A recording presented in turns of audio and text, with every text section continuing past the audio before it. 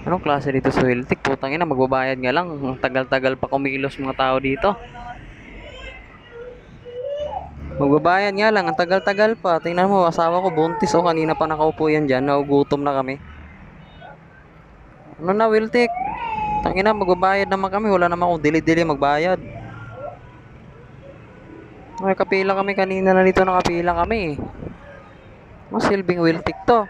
Napakabagal kumilos yung mga tao nyo dito. Kanina pa kayong gutom na kami. Wala pa kaming kain.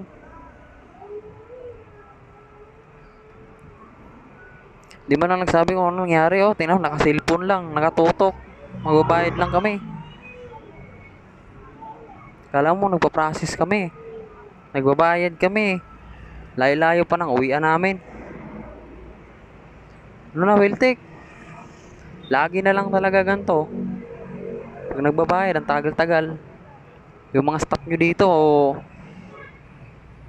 puro cellphone lang.